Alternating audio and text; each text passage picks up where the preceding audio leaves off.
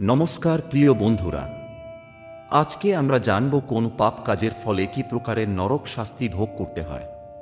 তাহলে চলুন বন্ধুরা, আর দেরি না করে শুরু করা যাক। হিন্দু ধর্মে অন্যতম গুরুত্বপূর্ণ পুরাণ হল গরুড় পুরাণ। শাস্ত্র অনুসারে এই ব্রহ্মাণ্ডে তিনটি লোক আছে। এই ত্রিলোক হল স্বর্গ, মর্ত্য ও পাতাল। এই পৃথিবী বা মর্ত্যলোকে যার জন্ম হয় তার মৃত্যু হবেই। মৃত্যুর পর জীবদেহটি বিনষ্ট হলেও আত্মা অবিনশ্বর। দেহত্যাগের পর আত্মা এই লোক থেকে অন্য লোকে গমন করে। গরুড় পুরাণ অনুসারে যে ব্যক্তি সারা জীবন ভালো কাজ করেন, ধর্মীয় কাজে মনোনিবেশ করেন, দান করেন এবং অন্যকে সাহায্য করেন, তিনি সারা জীবন প্রচুর পুণ্য অর্জন করেন।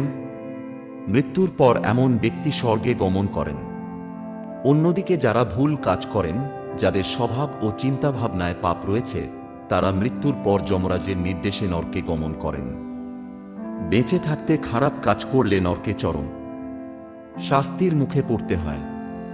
জেনে নিন এমন কাজের কথা, জীবদ্দশায় এগুলি করলে মৃত্যুর পরে নরক ভয়ানক দুর্দশার মুখে পড়তে হয়। তমিশ্রম নরক। বিভিন্ন ধরনের নরকের অন্যতম হল তমিশ্রম নরক। বেঁচে থাকলে অন্যের সম্পত্তি হরণ করলে বা কারো সঙ্গে প্রতারণা করলে মৃত্যুর পর আত্মাকে তমিশ্রম নরকে যেতে হবে। এই নরকে আত্মাকে প্রচণ্ড মারধর করা হয়। মার খেতে খেতে জ্ঞান হারায় আত্মা। জ্ঞান ফিরলে আবার তাকে মারধর করা হয়।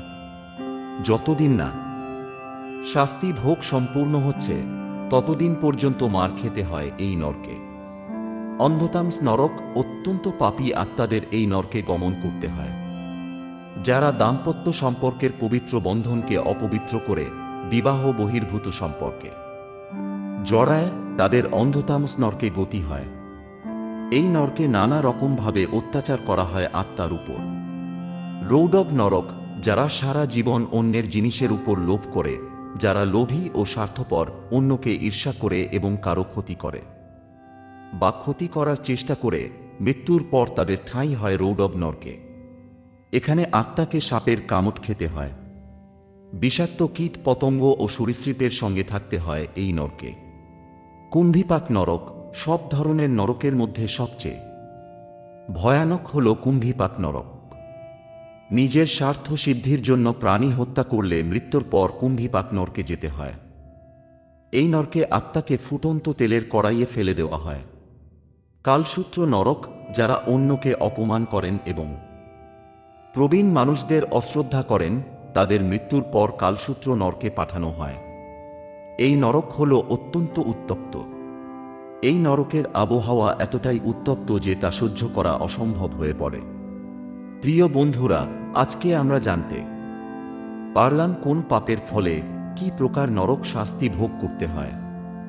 বন্ধুরা, চ্যানেলের পক্ষ থেকে আপনাদের কাছে ছোট্ট একটি অনুরোধ, তত্ত্বটি ভালো লাগলে লাইক, কমেন্ট, সাবস্ক্রাইব করে ভিডিওটি আপনজনদের মাঝে শেয়ার করবেন।